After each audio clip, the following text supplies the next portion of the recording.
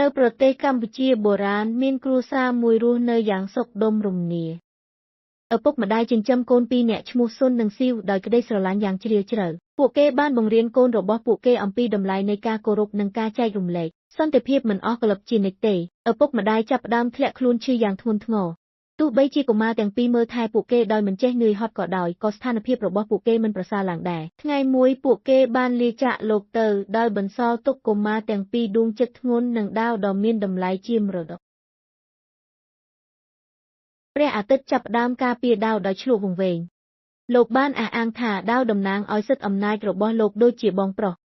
ស៊ីវឈឺចាប់យ៉ាងខ្លាំងប៉ុន្តែនៅតែគោរពការសម្រេចចិត្តរបស់បងប្រុសនាងបន្តធ្វើកិច្ចការផ្ទះទាំងអស់តែម្នាក់ឯងខណៈសិនបានចំណាយពេលលេងជាមួយដាវថ្ងៃមួយព្រានចាស់ដ៏ឈ្លាសវៃម្នាក់បានមកដល់ភូមិដោយឃើញបងប្អូនបង្កើតទាំងពីរមានទុក្ខគាត់ក៏សម្រេចចិត្តជួយព្រានចាស់បានលើកដាវហើយប្រកាសថាខ្ញុំនឹងបំបែកដាវនេះជា3កំណាត់ដុំទី1សម្រាប់បងប្រុសទី2សម្រាប់បងស្រីនិងទី3សម្រាប់ខ្ញុំនេះជាការសាកល្បងមួយដើម្បីកំណត់ថាអ្នកណាពិតជាស័ក្តិសមនឹងបេតិកភណ្ឌនេះព្រះអាទិត្យស្រែកថាទេដាវនេះគឺជាមរតកដ៏មានតម្លៃការបំបែកវានឹងជាការបំផ្លិចបំផ្លាញផ្ទុយទៅវិញស៊ីវស្រក់ទឹកភ្នែកយ៉ាងខ្លាំងនិយាយដោយសំឡេងញាប់ញ័របើនេះជាការសម្រេចចិត្តត្រឹមត្រូវខ្ញុំយល់ព្រមខ្ញុំចង់រក្សាកេរដំណែលឪពុកម្ដាយយើងឲ្យបានច្រើនជាងយកវាទៅទៀតនៅពេលនោះព្រានចាស់ញឹម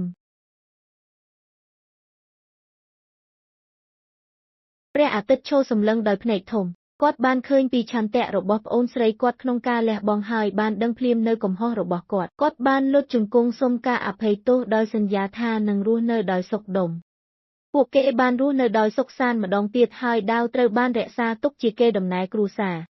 រឿងនេះបង្រៀនយើងថាការគោរពគឺជាតម្លៃដ៏មានតម្លៃបំផុតសម្រាប់ជីវិតជាចុងក្រោយខ្ញុំសូមអធ្យាស្រ័យរាល់កំហុសឆ្គងដែលអាចកើតមានឡើងជាមួយនឹងបច្ចេកទេសផលិត